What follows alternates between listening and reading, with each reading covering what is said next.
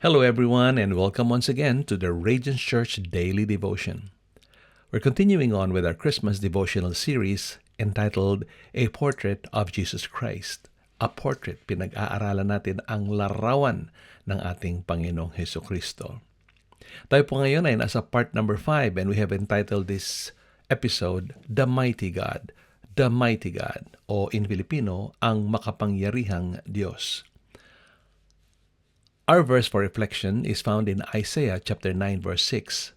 Hundreds of years before Christ was born, the prophet Isaiah wrote this. For unto us a child is born, to us a son is given, and the government shall be upon his shoulder, and his name shall be called Wonderful, Mighty God, Everlasting Father, Prince of Peace. May God add his blessings upon the reading of his word. What is the meaning of Mighty God? That's the second title described by Isaiah or used by Isaiah to describe Jesus Christ. Mary, the mother of Jesus, understood that the baby in her womb was from God. She said in Luke 1:49, For the Mighty One is holy, and he has done great things for me. The word mighty describes God's ultimate power over all creation, over everything that exists on earth and the entire universe. So, ang ibig sabihin ng mighty o makapangyarihan, siya ang lumikha ng lahat ng bagay. Sobrang laki o lakas ng kanyang kapangyarihan na kaya niyang gawin ang kahit ano. Ito si Jesus Christ. Siya yung Diyos na nagkatawang tao, ang makapangyarihang Diyos na pumunta dito sa lupa para sa atin. Sabi sa Aklat ng Juan, unang kabanata, talatang 3 at 4, He existed in the beginning with God. God created everything through Him, and nothing was created except through Him. He gave life to everything created, and His life brought light to everyone. Yan ang power ni Jesus Christ. Bago pa man nalikhaan ng mga bagay, nandoon na siya. Siya ang lumikha ng lahat ng bagay, at kung wala siya, hindi ito malilikha. Siya daw ang nagbigay ng buhay sa lahat ng nilikha o sa lahat ng kalikasan, at siya rin ang nagbigay ng liwanag sa bawat isa, kasama tayong lahat doon. So yung maliit na baby doon sa manger, that little helpless baby in that very ordinary manger is no ordinary child. He's the full manifestation of the Almighty God from heaven. Yan si Jesus Christ. Sabi ni Apostle Paul sa Colossians 2:9, For in Christ lives all the fullness of God in human body. Yung kabuuan ng Diyos ay nasa katawan ng ating Panginoon sa Kristo, ng babing yon doon sa manger nung siya isinilang. So itong mighty God na to ay may mga nagawa para sa atin. Ito ang kanyang mga ginawa. First, He loves you and cares for you so much that He came out of His comfort zone to find you. And then He sacrificed Himself. He gave His life to you to pay for the penalty of your sins at the cross of Calvary. And then He prepared a place in heaven for you. Yan ang ginawa niya, di ba? Ngayon pa man, nakahanda na yung ating titirhan sa langit. And while waiting for that glorious day, He promised to supply all of your needs. And He promised to respond to your prayers anytime you communicate with Him. And then He committed to be with you always. Sabi niya bago siya umalis, di ba? I will be with you always until the end of the age. Yan ang ating Panginoong Jesus. Yan ang mighty God. Punong-puno ng kapangyarihan at punong-puno rin ng mga pangako para sa bawat isa sa atin. Ano kaya ang dapat natin gawin sa Kanya na nagmahal sa atin?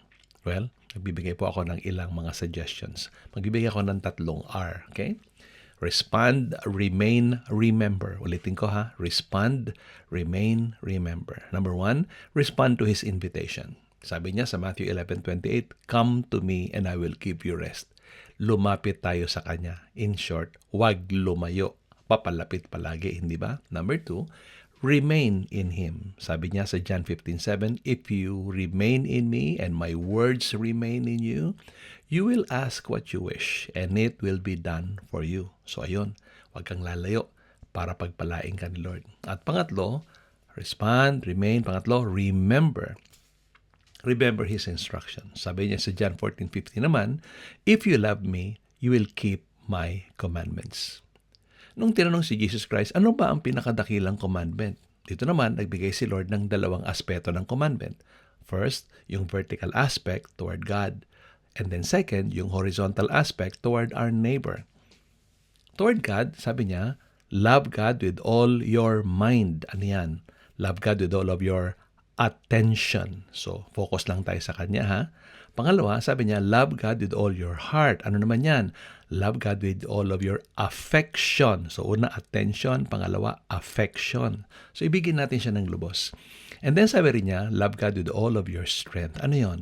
Action. Yun, ha? So, attention, affection, action. Ibig sabihin, ialay natin sa Kanya ang lahat ng ating mga gagawin. At ito ang isa sa pinakamadaling gawin, pero mahirap sa iba, yung horizontal aspect. Ito ang horizontal aspect. So yung vertical, ganito ha, love the Lord your God with all your attention, affection, action. And then sabi niya, love your neighbor as yourself. Ayun. Mahalin mo ang iyong kapwa katulad ng pagmamahal mo sa sarili mo. Bago siya umalis, sinabi niya sa kanya mga alagad sa John 13:34, I am giving you a new commandment. O itong bagong utos. Love each other. Ayun. Paano? Ano ang standard? Just as I have loved you, you should love one another. So ang standard natin si Jesus Christ. Ang pag-ibig ng ating Panginoon Jesus ang ating panuntunan. So ang katibayan ng mga taong tunay na umiibig sa Diyos ay yung mga taong nagpapakita ng pag-ibig sa kanyang kapwa-tao. At kasama na dyan ang mga inaway natin o yung mga umaaway sa atin. Kaya sabi din niya, love your enemies, hindi ba? Tsaka do good to them, pray for them. Marami siyang ginawang mga bagay na makabubuti sa atin. Pwede bang ipakita naman natin sa Kanya ang ating pasasalamat sa pamamagitan ng pagsunod sa Kanyang iniutos na para din sa ating kabutihan? So ang punto ay ganito, kung nasa atin na ang mighty God, if the mighty God is really in us, nasa atin na rin ang Kanyang kapangyarihan, di ba? Kaya, kaya nating isagawa yung pinagagawa niya sa atin.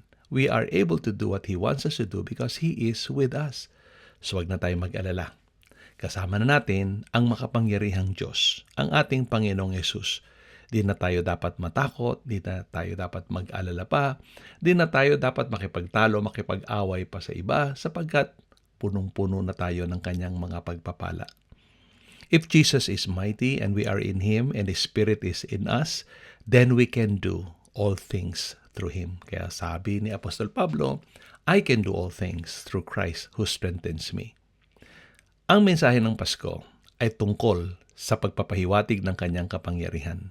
At ang kapangyarihang yan ay nananalaytay sa bawat isa sa Kanyang mga anak, sa ating mga tagasunod ni Kristo, sa ating mga tapat na lingkod ng Diyos. So, enjoy natin ang Christmas. Hindi na tayo dapat mag-alala pa ng kung ano-ano mga bagay, sapagkat kung kasama natin ang ating Panginoon Jesus, pwede tayo magdiwang ng Pasko kahit na araw-araw, sapagkat kasama natin ang mighty God. Ito po ang mga paalala ko sa inyo ngayong araw. Ako po inyong lingkod, Coach Ray Clemente mula dito sa Radiance Church, Sydney, Australia. Advance Merry Christmas po and a Happy New Year at pagpalain kayo ng Diyos sa araw na ito at sa mga darating pang panahon.